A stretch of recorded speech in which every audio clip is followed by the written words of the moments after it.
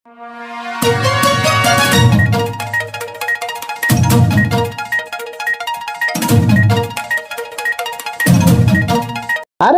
சட்டமன்ற தொகுதியின் வேட்பாளர்களின் வாக்குறுதிகள் என்ன, இதுவரை செய்த சாதனைகள் என்ன, ஒரு சிறிய நேர்காணல். உறவுகளுக்கு வணக்கம். 2026 சட்டமன்ற தேர்தலினுடைய அரக்கோணம் சட்டமன்ற நாம் தமிழ் கட்சியினுடைய வேட்பாளர் ராஜ்குமார். நான் தொழில்நுட்ப கல்வி படிச்சிருக்கிறேன். பத்திர எழுத்தாளராக பயிற்சி பெற்று அதற்கான வேலைகளோ அலுவலக வச்சு பணி செஞ்சுட்டு இருக்கிறோம். தற்போது இந்த 2026 சட்டமன்ற தேர்தலில் இதற்கு முன்பு எத்தனையோ வேட்பாளர்கள் போட்டிட்டு இருக்கலாம். ஆண்ட கட்சிகளாக இருக்கட்டும், ஆளை துடிக்கின்ற கட்சிகளாக இருக்கட்டும், நாங்கள் தான் புதிய மாற்றுன்னு சொல்லி வர கட்சிகளாக இருக்கட்டும், எத்தனை வேட்பாளர்கள் போட்டியிட்டாலும் நாம் தமிழ் கட்சியின் சார்பாக அண்ணன் சீமான் அவர்களால் அறிவிக்கப்பட்ட வேட்பாளராக எனக்கு ஏன் நீங்கள் வாக்கு செலுத்தணும் அப்படின்னு சொல்லி நாங்கள் இந்த அரக்கோணம் சட்டமன்ற தொகுதியில் ஒவ்வொரு பகுதியிலையும் பிரச்சாரம் மேற்கொள்ளும் போது நாங்கள் பேசி வரோம். குறிப்பாக நீங்கள் பார்க்கலாம், இந்த அரக்கோணம் சட்டமன்ற தொகுதியில் என்னென்ன பிரச்சனைகள் இருக்குது அப்படின்றத மக்கள் மன்றத்தில் எங்களை போன்று பேசக்கூடிய வேட்பாளர் இங்கே யாருமே இல்லை.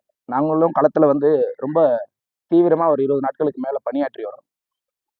இதில் மற்ற கட்சி வேட்பாளர்கள் இதற்கு முன்பு பார்த்தீங்கன்னா 15 ஆண்டு காலம் ஆட்சி செய்த இதே சட்டமன்ற தொகுதியில் ஆட்சி செய்த பிறகும் இன்றைக்கும் வாக்குறுதிகளை கொடுக்கக்கூடிய நிலைமையில தான் இன்றைக்கி அந்த வேட்பாளர்கள் இருக்காங்க. ஏன் சொல்கிறேன்னா, ஒரு சட்டமன்ற உறுப்பினருக்கு 15 ஆண்டு காலம் பத்தலை. அப்போ 15 ஆண்டு காலத்தில் ஒரு மக்களுக்கு ஒரு சட்டமன்ற தொகுதியை சீர்படுத்த முடியலையா? அப்போ நாங்கள் என்ன சொல்கிறோன்னா, 15 ஆண்டு பத்தலை ஒரு வேட்பாளருக்கு, ஒரு சட்டமன்ற உறுப்பினருக்கு அப்படிங்கும்போது மீண்டும் ஏன் அவருக்கே நீங்கள் வாய்ப்பு கொடுக்குறீங்க? மற்றும் ஒரு வேட்பாளர் அவர்கள் அவர்களுடைய கட்சியின் சார்பு நிற்கக்கூடிய வேட்பாளர் மாதிரி எனக்கு தெரியல. அவர்கள் ஒரு திராவிட முன்னேற்ற கழகத்தின் சார்பு அதில் இருக்கக்கூடிய ஒரு வேட்பாளர் மாதிரி தான் அவங்க இருக்காங்க. ஏன்னா ஸ்டாலின் அவர்கள் கொடுத்த மகளிருக்கு பணமாக இருக்கட்டும், அவர்கள் கொண்டு வந்த திட்டம்லாம் இருக்கும், அந்த திட்டத்துங்களை துண்டறிக்கைகளில் போட்டு தான் வாக்கு கேட்குறாங்க. நீங்கள் துண்டறிக்கைகளை பார்க்குற மக்கள் வாங்கியிருப்பீங்க, நீங்கள் ஒப்பிட்டு பாருங்க. அப்படிதான் அவங்க வாக்கு சேகரித்து வராங்க. அடுத்ததான் நாங்கள் தான் மாற்றுன்னு சொல்லி புதியதாக ஒரு கட்சி நாங்கள் கேட்குறோம் அவங்கக்கிட்ட, மாற்றம் சரி, அந்த மாற்றம் எதிலிருந்து எதில் மாற்றம்? ஏன்பா அந்த ஆட்சியில் லஞ்சம் லாவண்யம் ஊழல் இருக்குது, எங்களுடைய ஆட்சியில் இருக்காது. அவங்க ஆட்சியில் கல்வி இந்த மாதிரி இருக்குது, எங்கள் ஆட்சியில் இருக்காது. மருத்துவம் இப்படி சீர்கட்டு இருக்கு, எங்களுடைய ஆட்சியில் இருக்கு. இப்படி ஏதாவது இதிலிருந்து இது மாற்று நீங்கள் சொல்கிறீங்களா? இல்லை தானே? அப்போ நாம் தமிழ் கட்சி இங்கே முன்வைக்குது, நீங்கள் இலவசம் என்ற சொல்வது நீங்கள் எதை இலவசமாக கொடுக்கணும்? என் மக்களுக்கு மிக்சி இலவசமாக தரீங்க, கிரைண்டர் இலவசமாக தரீங்க, ஃபேன் இலவசமாக தரீங்க. இதெல்லாம் இலவசமாக கொடுப்பதின் மூலமா அவர்களுக்கு இந்த நாட்டுக்கு எவ்வளோ பெரிய நிதிச்சுமை ஏற்படுது. ஏற்கனவே 10 லட்சம் கோடி கடன் சொல்கிறாங்க, ஆண்டொன்றுக்கு 1.5 லட்சம் கோடி கடன் கட்டுறீங்க. இப்படி கடனாளியாக இருக்கிற ஒரு நாடு மீண்டும் மீண்டும் இந்த இலவசங்களை கொடுத்து கொடுத்து கொடுத்து என் மக்களுக்கு ஏமாற்றி அவர்களை வாக்க பறிக்கிறீங்க. அப்போ நாங்கள் என்ன சொல்கிறோம், இலவசமாக ஏன் இதெல்லாம் கொடுக்குறீங்க? இப்போ இதெல்லாம் கொடுக்குற ஒரு அரசு, இதெல்லாம் கொடுக்குறேன்னு சொல்கிற ஒரு எதிர்கட்சி ஏன் கல்வியும் மருத்துவத்தையும் குடிநீரையும் இலவசமாக தரமாட்டீங்கன்னு நாம் தமிழ் கட்சி கேள்வி எழுப்புது. இப்போ நீங்கள் கல்வியை இலவசமாக கொடுத்துட்டா, வேலை வாய்ப்பு கொடுத்துட்டா, மருத்துவத்தெல்லாம் இலவசமாக கொடுத்துட்டா, இதில் மக்கள் தண்ணீரை அடைஞ்சிட்டு பிறகு இதெல்லாம் அவனே வாங்கிப்பானே. இதை ஏன் ஒரு அரசு சிந்திக்க மாட்டேது? இன்றைக்கு வெறும் 45,000 கோடி மதுக்கடையில் வரக்கூடிய அந்த பணத்தை நம்பி ஒரு அரசாங்கம் செயல்படுது. ஏதாச்சும் ஒரு நாட்டில் இப்படிப்பட்ட ஒரு அவல நிலை இருக்குமா? இதை பார்க்குற என் மக்கள் சிந்திச்சு பாருங்க. வெறும் 45,000 கோடி. ஆனால் நாம் தமிழ் கட்சியினுடைய தலைவர் முன்வைக்கிறாரு, எங்க அண்ணன் சீமான் முன்வைக்கிறாரு, 3 லட்சம் கோடி பாலில் மட்டும் பொருளாதாரம் இருக்கு தம்பிங்கிறாரு. இந்த நாடு கால்நடை துறைக்கு ஒரு அமைச்சர் வச்சிருக்கு, ஆனா கால்நடை இருக்கான்னு கேள்வி எழுப்புறாரு. சிந்திக்கணுமா இல்லையா? அப்ப கால்நடைகளை பெருக்குவதன் மூலயமா, கால்நடைகளை இங்க இருக்கக்கூடிய பொதுமக்கள் ஆங்காங்கே வளர்ப்பதன் மூலயமா, அதை அரசு பணியா மாற்றுவதன் மூலயமா கால்நடை பெருக்கத்துல பால் வளத்தை பெருக்கி 3 லட்சம் கோடி ஆண்டொன்றுக்கு இங்க வருமானத்தை ஈட்ட முடியும். அதுக்கான ஆய்வு நடத்திருக்காங்க. அதற்கான செயல் திட்டங்களை நாம் தமிழ் கட்சி வெளியிட்டு இருக்கு, வரைவு அறிக்கையில படிச்சு பாருங்க. அப்போ வெறும் பால்ல மட்டும் 3 லட்சம் கோடினா வாழையில எவ்வளவு பொருளாதாரம் இருக்கு? மண் சார்ந்த நிலக்கடலை, மண் சார்ந்த வாழை, கரும்பு, நெற்பயிர், இதெல்லாம் எவ்வளவு பொருளாதாரம் இருக்குன்னு சிந்திச்சு பாருங்க. உற்பத்தியை இந்த நாடு எதுல முதலீடு பண்ணோம்? சாராயத்திலையா? அப்ப இவங்க என்ன சொல்றாங்க, இது மட்டும் இல்லாம இந்த கட்சி ஆட்சியில் அந்த கட்சி சொல்லுது நாங்க சாராயத்தை ஒழிச்சிருவோம். அந்த கட்சியோட ஆட்சியில இந்த கட்சி சொல்லுது நாங்க சாராயத்தை ஒழிச்சிருவோம். பேசுறாங்களா இல்லையா? அம்மையார் கனிமொழி அவர்கள் பேசுறாங்க, 3 லட்சம் பெண்கள் தாலி அறுப்புக்கு காரணமா இருந்த இந்த மது கடைகளை நாங்க அமல்படுத்தணும்னு போன ஆட்சியில பேசுனாங்களா இல்லையா? ஐயா எடப்பாடி ஐயாவுடைய ஆட்சியில பேசினாங்க. அவங்களோட ஆட்சி வந்தோன்னு இவங்க பேசுறாங்க எப்பவுமே நாங்கள் வந்தா படிப்படியாக இந்த மது விலக்கை அமல்படுத்துவோம். நீங்க சிந்திச்சு பார்க்க வேண்டாவா? இந்த 2 கட்சிகளுக்கும் இந்த மது விலக்கை பத்தி பேசுறதுக்கு தார்மீக தகுதி இருக்கா? தகுதி இருக்கா? சிந்திச்சு பாருங்க. ஏன் சொல்றோம்? இந்த 2 கட்சியில இருக்கக்கூடிய பாராளுமன்ற உறுப்பினர்களுக்கும் அமைச்சர் பெருமக்களுக்கும் கூட்டணி கட்சியில் இருக்கக்கூடியவங்களுக்கும் ஏற்கனவே ஆண்டவங்களுக்கும் ஆளை துடிக்கிறவங்களுக்கு தாங்க இந்த மது ஆலையே இருக்கு. மது ஆலையை வச்சிருக்கவங்க எப்படி மது ஒழிப்பான்? நீங்க சிந்திக்க வேணாவா? ஐயா பாராளுமன்ற உறுப்பினர் TR பாலு அவர்களுக்கு மது ஆலை இருக்கு. இந்த அரக்கோணம் சட்டமன்றத்தினுடைய MP ஜெகத் ரட்சகன் அவர்களுக்கு மது ஆலை இருக்கு. இவர்களால் எப்படி மது ஒழிக்க முடியும்? அப்ப நாம் தமிழ் கட்சி முன்வைக்குது எங்களுடைய ஆட்சியில மதுவில்லாத ஒரு தூய்மையான தமிழ் தேசத்தை உருவாக்கணும்னு சொல்றோம். அந்த தூய்மையான தமிழ் தேசத்துல பனம்பால் தென்னம்பால் இத தேசிய பானங்களை அறிவிச்சு கல்லுக்கடையை திறந்து மது கடைகளை முழுமையா மூடுவாங்கிறோம். குறிப்பா நீங்க பாருங்க, இந்த அரக்கோணம் சட்டமன்ற தொகுதியில நான் போட்டிடுறேன். நான் பேரறிவிப்பு செஞ்சிருக்கேன் மக்களுக்கு. எங்களோட துண்டறிக்கை படிச்சு பாருங்க. நகரத்துல மட்டும் 3 மதுக்கடை இருக்கு. சாலைகள்லங்க, பிரதான சாலை, பேருந்து நிலைய வாசல் இருக்குங்க. இப்படிப்பட்ட கேவலம் ஏதாவது ஒரு தொகுதியில் இருக்கா? எங்கேயாச்சும் இருக்கா? இந்த அரக்கோணம் சட்டமன்ற தொகுதியில் இருக்கு. 3 மதுக்கடை பிரதான சாலைகள்ல, பேருந்து நிலையம், பழனிப்பட்ட மார்க்கெட்டு. பேருந்து நிலையத்துல ஒரு நாளைக்கு எத்தனை பெண்கள் கடந்து போறாங்க, எத்தனை முதியோர்கள் கடந்து போறாங்க, எத்தனை குழந்தைகள் கடந்து போறாங்க, எத்தனை படிக்கின்ற பிள்ளைங்க கடந்து போறாங்க. இந்த மதுக்கடை தாண்டி தாங்க போனோம். சரியா 12 மணி ஆனோட 500ல இருந்து 1000 பேர் முண்டி அடிச்சு நிக்கிறான் அந்த மதுக்கடையில. இதை பார்க்கும்போது எங்களுக்கு எரிச்சல் உண்டாதா இல்லையா? எங்களுக்கு ஒரு வலி ஏற்படுத்து பாருங்க. அப்படி இருக்கு. அப்ப நாங்க என்ன சொல்றோம்? நான் என்ன சொல்றேன், இந்த அரக்கோணம் சட்டமன்ற தொகுதியில நான் வெற்றி பெற்ற சட்டமன்ற உறுப்பினர்னா முதல்ல இந்த நகரத்துல இருக்கக்கூடிய 3 மதுக்கடை இழுத்து போட்டுவாங்க, இழுத்து மூடுவேன். எல்லாரும் வந்து உடனே ஒரு சட்டமன்ற உறுப்பினருக்கு அதிகாரம் இருக்கான்னு எங்க மாவட்ட மேலாளரையும் மாவட்ட ஆட்சியரையும் இந்த மதுக்கடையை மூடணும்னு சொல்லி மிகப்பெரிய ஆர்ப்பாட்டத்தை இந்த தொகுதி மக்களை ஒருங்கிணைச்சு நடத்துவேன். அப்போ அதை மூடக்கூடிய நிலைமைக்கு அரசாங்கத்தை தள்ளுவேன். சிந்திச்சு வாக்கு செலுத்துங்க. அப்ப நாங்க என்ன சொல்றோம், இந்த மதுக்கடையை மூடிட்டு இதே 3 இடங்கள்ல மாணவர்கள் படிக்கக்கூடிய நூலகங்களை திறப்போங்கிறோம். இப்ப எந்த வேட்பாளர் வாக்கு செலுத்த போறீங்க? நீங்க சிந்திச்சு வாக்கு செலுத்துங்க. பகுதி எந்த பகுதியில் போனாலும் பிரச்சனை, எங்க போனாலும் பிரச்சனை. குரோராஜப்பேட்டை பகுதி போறோம். அரக்கோணத்தினுடைய முக்கியமா மக்கள் தொகை மிக செறிவா இருக்கக்கூடிய ஒரு பகுதி. நெசவு தொழில் வந்து ரொம்ப அடர்த்தியா இருக்கக்கூடிய ஒரு பகுதி. நெசவாளர் மக்கள் கொந்தளிச்சு போயிருக்காங்க இந்த அரசாங்கத்து மேல, எதிர்கட்சிகள் மேல. 40 ஆண்டுகால போராட்டம். இந்த 40 ஆண்டுகால போராட்டத்துல இந்த நெசவாளர்களுக்காக கூலி உயர்வு இல்லை. 10 ஆண்டுக்கு முன்னாடி என்ன கூலி இருந்ததோ அதே கூலி இன்றைக்கும் இருக்கு. நம்ம மக்கள் சிந்திக்க வேணாவா? 10 ஆண்டுக்கு முன்னாடி நீங்க வாங்கின சட்டை அதே விலையில இருக்கா? 10 ஆண்டுக்கு முன்னாடி நீங்க சாதாரணமா போடுற அணிந்து 6 மாதத்துல கழட்டி போற செருப்பு அதே விலையில இருக்கா? ஒரு உணவுங்க 10 ஆண்டுக்கு முன்னாடி என்ன விலையில வாங்கினீங்க அதே விலையில இன்னைக்கு இருக்கா? நீங்க பயன்படுத்துற எந்த பொருளாவது அதே விலையில இன்னைக்கு இருக்கா? சிந்திச்சு பாருங்க. அப்போ நெசவாளர்கள் மட்டும் 10 ஆண்டுக்கு முன்னாடி என்ன கூலி வாங்கினாங்களோ அதே கூலி இன்றைக்குன்னா அவர்களுடைய வயிற்றில் அடிக்கிற செயல் இல்லையா இது? நெசவாளருடைய பிரச்சனையை பத்தி இந்த சட்டமன்ற உறுப்பினர் ஒரு நாள் சட்டமன்றத்தில் பேசியிருப்பாரா? 40 ஆண்டா போராடுறான், எங்களுக்கு நெசவாளர் பூங்கா வேணும்னு. இன்றைக்கு வந்து அறிக்கை கொடுக்குது. நாங்க நெசவாளர் பிரச்சனையை வீதியா பேசணும், செய்தித்தாள்களில் கொடுத்தோம், கூட்டங்கள்ல பேசணும், அந்த மக்கள் மத்தியில பேசி வாக்கு கேட்டோம். நாங்க வந்த நெசவாளர் பூங்கா அமைப்புன்னு. அதுக்கப்புறம் ஒரு சட்டமன்ற உறுப்பினர் பேசுறாரு, நெசவாளர் பூங்கா நான் அமைச்சு கொடுப்பேன், வெற்றி பெற்று வந்தார். 15 ஆண்டு காலமா ஏன் அமைக்கல? நெசவாளருடைய பிரச்சனை என்னன்னு தெரியுமா? முதல்ல உங்களுக்கு சங்கம் வைக்கிற உரிமை இல்லை நெசவாளருக்கு.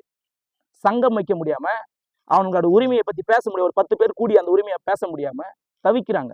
நூல் இல்ல, பாவு இல்ல, ஆந்திரா போய் எடுத்துட்டு வராங்க. என்ன உரிமையை கொடுத்துருக்கீங்க அவங்களுக்கு? நெசவாளர்களுக்கு நெசவு செய்யற பொருட்களுக்கு அரசாங்கமே நாம் தமிழ் கட்சி சொல்லுது. இதுக்கெல்லாம் என்னப்பா மாற்று நாம் தமிழ் கட்சி? நீங்க சிந்திங்க. நெசவாளர்கள் உற்பத்தி செய்கின்ற பொருட்கள், அந்த கைலியா இருக்கட்டும், எந்த ஆடைகளா இருக்கட்டும், அவர்கள் உற்பத்தி செய்கின்ற பொருட்களை அரசாங்கமே கொள்முதல் செய்யும். அரசாங்கமே கொள்முதல் செய்து உரிய விலையை இந்த நெசவாளர்களே தீர்மானிக்கக்கூடிய உரிமையை நெசவாளர்களுக்கு கொடுக்கும்னு சொல்லுது நாம் தமிழ் கட்சி. அப்ப நீங்க யாருக்கு வாக்கு செலுத்துறோம்? யாருக்கு வாக்கு செலுத்தணும்? நாம் தமிழ் கட்சி சொல்லுது, நாம் தமிழ் கட்சி ஆட்சிக்கு வந்தவுடன் நெசவாளர்கள் சங்கம் வைக்கிற உரிமையை அரசாணை பெற்று தருவாங்க. சிந்திச்சு பாருங்க, அரசாணை பெற்று கொடுப்பானது. முதல்ல எங்க அண்ணன் அறிக்கை விட்டாரு நெசவாளர்களுடைய பிரச்சனைக்கு. நாங்க களத்தில் நின்று போராடணும் அந்த மக்களோட கைகோத்து. இதெல்லாம் சிந்திச்சு இந்த மக்கள் வாக்கு செலுத்தணும். எப்படிப்பட்ட ஒரு சட்டமன்ற உறுப்பினர் நீங்க தேர்ந்தெடுக்க போறீங்கன்னு சிந்திச்சு நீங்க வாக்கு செலுத்தணும். இது மட்டுமா? எத்தனை பிரச்சனை தெரியுமா? சாலைகள் சரியில்லை, குடிநீர் சரியில்லை. அந்த இடத்துல நெசவாளர்கள் இவ்வளவு பிரச்சனைங்க. ஆனா அந்த இடத்துல அங்க 3 மதுக்கடை இருக்கு, வாசல்லே தெருக்கல்லே இருக்கு. இது அவ்வளவு நிலை இல்லையா? இதெல்லாம் மாத்தணுங்க. அரக்கோணம் சட்டமன்ற தொகுதியை ஒரு சீர்கெட்ட தொகுதியா இருக்கு, கொடுமையா இருக்கு. எங்க போனாலும், எந்த கிராமங்கள்ல பயணப்பட்டாலும் சாலைகள் சரியில்லை. எங்க போனாலும் குடிநீர் பிரச்சனை தலை விரிச்சாடுது. ஒரு கிராமத்துலலாம் ஒரு நாளைக்கு 1/2 மணி நேரம் தான் தண்ணி வருதுங்கிறாங்க. அவன் குடிக்கிறதுக்கு பிடிப்பானா, குளிக்க பிடிப்பானா, அத்தியாவசிய தேவைக்கு பிடிப்பானா? 1/2 மணி நேரம் ஒரு நாளைக்கு தண்ணி வருது ஒரு கிராமத்துல. அவ்வளோ கேவலமா இருக்குது. சிந்திங்க, சிந்திச்சு வாக்கு செலுத்துங்க. நாம் தமிழ் கட்சி முன்வைக்குது, நீ இதெல்லாம் இலவசமா தரமாட்டப்பா, இது நீங்க கொடுக்குற இலவசத்தின் மூலயமா என் மக்களுக்கு மிகப்பெரிய பொருளாதாரத்தினுடைய ஒரு அழுத்தத்தை நீ ஏற்படுத்தும். இன்னும் 10 ஆண்டுகள் இதே நிலையை நீடிச்சா என் மக்கள் பயன்படுத்துகிற எல்லா பொருட்கள் மீதும் நீ சிந்திச்சு கூட பார்க்க முடியாத அளவுக்கு வெளியேற்றம் ஏற்படும். நீ கட்ட போறியா? என் மக்கள் தான் கட்டணும். திரும்பவும் அவர்கள் அன்றாட பயன்படுத்த பருப்பின் மீது விலை ஏறும், எண்ணெய் மீது விலை ஏறும், அரிசியின் மீது விலை ஏறும், சிலிண்டர் மீது விலை ஏறும், அவருடைய அத்தியாவசிய பொருட்கள் எல்லாவற்றின் மீது விலை ஏறும். அதை பத்தி உங்களுக்கு என்ன கவலை? என்ன கவலை? மாற்றுத்திறனாளிகள் பயன்படுத்துகின்ற செவித்திறன் கருவிக்கெல்லாம் வரி போட்டாளுங்க தானே நீங்க. உங்களுக்கு என்ன கவலை? நாம் தமிழ் கட்சி கவலைப்படுது, நாம் தமிழ் கட்சி கவலைப்படுது. இந்த இலவசங்களை குறைங்க, உங்களுடைய திறன் மொத்தத்தையே போய் உற்பத்தியில போடுங்க, உற்பத்தியில போட்டு நாட்டை செழிப்பாக்குங்கிறோம்.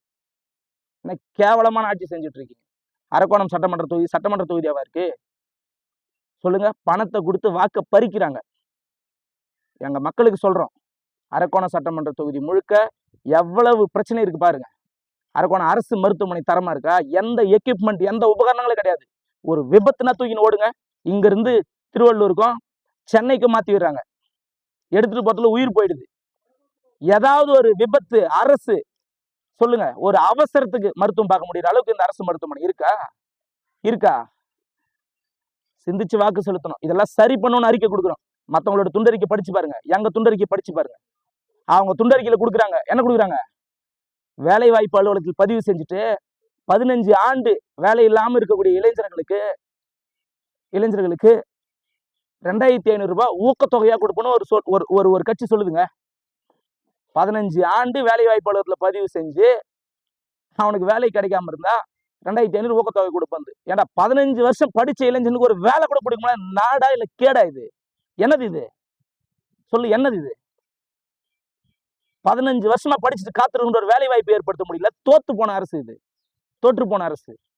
நாம் தமிழ் கட்சி சொல்லுது, அந்தந்த மக்கள் வாழ்விடங்களிலேயே வேலை வாய்ப்பை ஏற்படுத்துவது. நகரங்கள் இன்னைக்கு பிதுங்கி வழியக்கூடிய நிலைமையை குறைப்பணுது.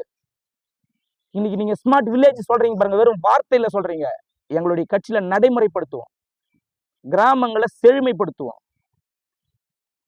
நீங்க சிந்திச்சு பார்க்க முடியாத அளவுக்கு கல்வியும் தொழில் வளர்ச்சியும் கிராமங்களை நோக்கி வரும்.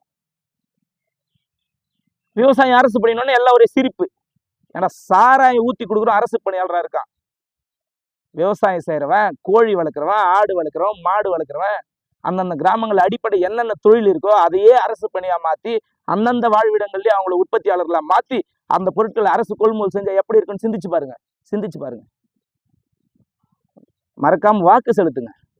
எவனுக்கோ ஓட்ட போட்டீங்க, வந்தவன் போனவன், உனக்கு துளியுமே சம்பந்தம் இல்லாதவன், எல்லாருக்குமே வாக்க போட்டுட்டீங்க. 60 ஆண்டு காலம் திமுக போட்டீங்க, மாறி மாறி 40 ஆண்டு காலம் அதிமுக போட்டீங்க. 5 ஆண்டு கேட்குறோம், வாய்ப்பை கொடுங்க. துடிச்சு நிற்கிறோம். அந்த அரக்கோணம் சட்டமன்ற தொகுதி எப்படியாவது ஒரு மாறுதலுக்குரிய ஒரு தொகுதியா மாற்றணும்னு சொல்லி துடிக்கிறோம். உங்கள் முன்னாடி பேசி கொண்டிருக்கிற உங்களுடைய வேட்பாளர் நான்.